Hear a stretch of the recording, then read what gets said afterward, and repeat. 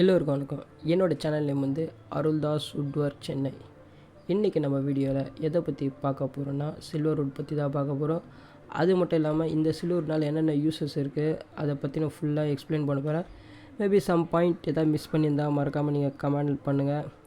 இப்போ தான் நீங்கள் பார்க்க போகிறது வந்து ஓவரால் வந்து இமேஜஸ் இதுதான் சில்வர் வுட்டு. இது வந்து சில்வர் வுட் பலகை. இது வந்து குவாலிட்டி பார்த்திங்கன்னா இது சில்வர் கலரில் இருக்கும். சில்வர் ப்ளஸ் ஒயிட் ரெண்டுமே மிக்ஸாக இருக்கும். அதனால் இந்த கலர்லாம் சில்வர் வுட்னு பேர் இருக்குதுன்னு நினைக்கிறேன். வாங்க வீடியோவில் போகலாம். மறக்காமல் வீடியோ புதுசாக பார்க்குறவங்க லைக் பண்ணுங்கள், ஷேர் பண்ணுங்கள், சப்ஸ்கிரைப் பண்ணுங்கள். இந்த சில்வர் வுட்டை பொறுத்தவரையும் ரெண்டு விஷயம் இருக்குது. ஒன்று அட்வான்டேஜும் இருக்குது, டிஸ்அட்வான்டேஜும் இருக்குது. ஃபஸ்ட்டு வந்து நம்ம அட்வான்டேஜாக பார்ப்போம்.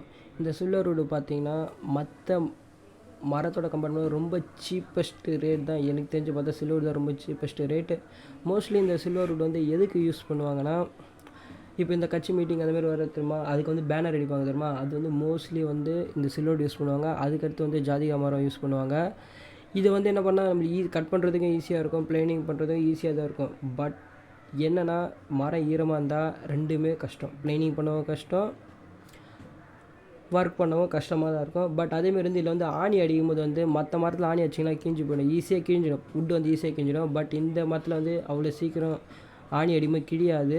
அதனால தான் வந்து மோஸ்ட்லி என்ன பண்ணுவாங்கன்னா இந்த மரத்தை வந்து பேனருக்கு யூஸ் பண்ணுவாங்க.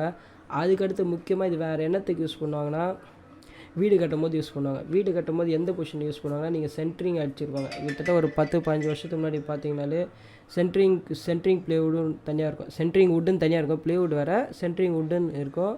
அந்த சென்ட்ரிங் வுட்னா இதை யூஸ் பண்ணியிருப்பாங்க. ஏன்னா இது வந்து அப்போதைக்கு பார்த்தீங்கன்னா இப்போ வரையும் சொல்கிறேன் இதோட காஸ்ட் ரொம்ப கம்மி தான். இதை வச்சு தான் சென்ட்ரிங் பண்ண ஆரம்பித்தாங்க. அதுக்கடுத்து இப்போ என்ன பண்ணிட்டாங்கன்னா, இப்போ இரும்பு வர வர என்ன ஆயிடுச்சுன்னா இரும்பு யூஸ் பண்ண ஆரம்பிச்சிட்டாங்க சென்ட்ரிங்க்கு. அதுக்கடுத்தது மெயினாக இது வேறு எதுக்கு யூஸ் பண்ணுவாங்கன்னா, இந்த ரோட்டோரத்தில் அந்த காவெல்லாம் கட்டுவாங்க தெரியுமா, அப்போ வந்து ப்ளேவுட் அதையும் ப்ளஸ் இந்த சில்வர் ரெண்டையும் மிக்ஸ் பண்ணி காவா மாதிரி இது பண்ணுறதுக்கு யூஸ் பண்ணுவாங்க. அதேமாரி இந்த சில்வர் வுட்டை பொறுத்தவரையும் நீங்கள் ஒன் டைம் யூஸ் பண்ணிட்டு மறுபடியும் த்ரோ பண்ணுற மாதிரி தான் இருக்கும். நீங்கள் சில்வர் வுட் வாங்கும்போது நல்லா ஈரமாக இருக்கும், நல்லா மரம் செம்ம வெயிட்டாகிற மாதிரி தோணும். பட் அதே ஒரு 2 நாள் 3 நாள் ஜஸ்ட்டு ஒரு 2 நாள் 3 நாள் ஒரு 10 டேஸ் வச்சு பார்த்தீங்கன்னா அது வந்து கிட்டத்தட்ட வெயிட்லெஸ் ஆகிடும். ஏன்னா அது வந்து என்ன ஈரம் ஃபுல்லாக அதுலேருந்து அப்சர்வ் ஆனோடனே மரம் வந்து வெயிட்லெஸ் ஆகிடும். அதனால் முடிஞ்சளவு வந்து இந்த வுட்டை வந்து வாசக்காலுக்கு டோருக்கு போட மாட்டாங்க. நார்மலாக சென்ட்ரிங் அடிக்கிறதுக்கு ப்ளஸ் பேனர் அடிக்கிறதுக்கு, அடுத்து இந்தமாரி வந்து ரோட்டோரத்தில் தான் ரஃப் அண்ட் டஃப் ஒர்க்குன்ற மாரி அப்படிலாம் பவர் லிஃப்டிங் டேபிளுக்கு வந்து சைட் பீஸ் மட்டும்தான் அடிப்பாங்க.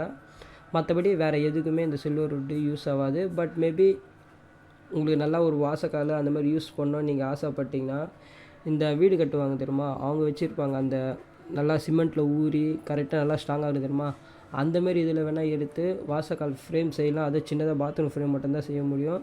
வேறு மற்றபடி இந்த புது வுட் எடுத்து சில்வர் வுட் எடுத்து நீங்கள் செய்யணும்னு ஆசைப்பட்டிங்கன்னா அது கண்டிப்பாக நடக்கவே நடக்காது. ஏன்னா மரம் வந்து சீக்கிரமாகவே பெண்ட் ஆகிடும்.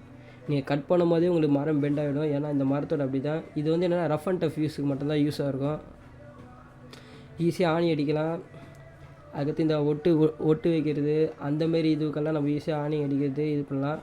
பட் ஆனால் இதை பார்த்தீங்கன்னா நீங்கள் வந்து ஊஞ்சலுக்கு யூஸ் பண்ணலாம். ஊஞ்சலுக்கு கூட வந்து ஒரு குறிப்பிட்ட நாளுக்கு இருந்தால் யூஸ் பண்ண முடியும். நீங்கள் இந்த மரத்தை மாற்றினே இருக்கணும். ஏன்னா இது வந்து கிட்டத்தட்ட வெயிட்டு கம்மியாகிடுச்சுன்னா இது தக்க மாரி. இப்போ நம்ம எதை பற்றி பார்க்க போகிறோம்னா இந்த மரத்தோட மெயின் டிஸ்அட்வான்டேஜ் பற்றி தான் பார்க்க முடியும். இந்த மரத்தை வந்து மோஸ்ட்லி வாசக்காலுக்கு யூஸ் பண்ணவே முடியாது. அதேமாரி வந்து டோருக்கும் யூஸ் பண்ண முடியாது. பட் நம்ம இந்த ஸ்கொயர் பீஸை மட்டும் கட் பண்ணி டோர் ஃப்ரேமில் உள்ளே வைக்கிற மாதிரி யூஸ் பண்ணலாம். பட் அது கூட வந்து ரொம்ப நாள் யூஸ் பண்ண முடியாது. ஒரு 2 வருஷத்தில் மறுபடியும் சேஞ்ச் பண்ணுற மாதிரி இருக்கும். அது மட்டும் இல்லாமல் இதை வாசக்காலில் செஞ்சால் என்ன ஆகும்னா வாசக்கால் வந்து அப்படியே ரொம்ப பெண்ட் ஆகிடும். நார்மலாகவே இது பெண்ட் ஆகிற மாதிரி இருந்தால் இது அதேமாரி வந்து இது பார்க்குறதுக்கு வந்து நீங்கள் வெயிட்டு தூக்கி போகும்போது நல்லா வெயிட்டாக இருக்குது, இது எதுவும் ஆகாதுன்னு நீங்கள் நினைக்காதீங்க.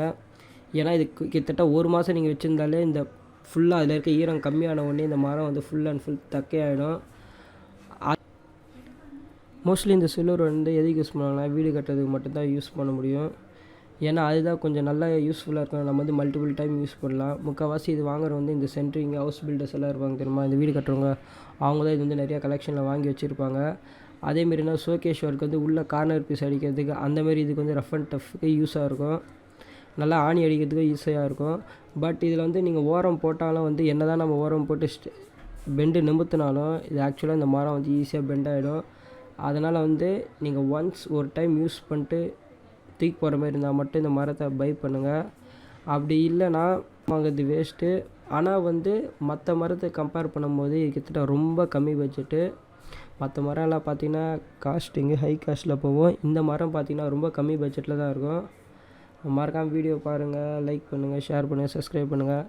ஏதாவது 2-3 பாயிண்ட்ஸ் தப்பாக சொல்லியிருந்தா சாரி ஃபார் தட். என்னால் முடிஞ்ச வரையும் தான் நான் எக்ஸ்பிளைன் பண்ணியிருக்கேன். ஓகே, பாய்.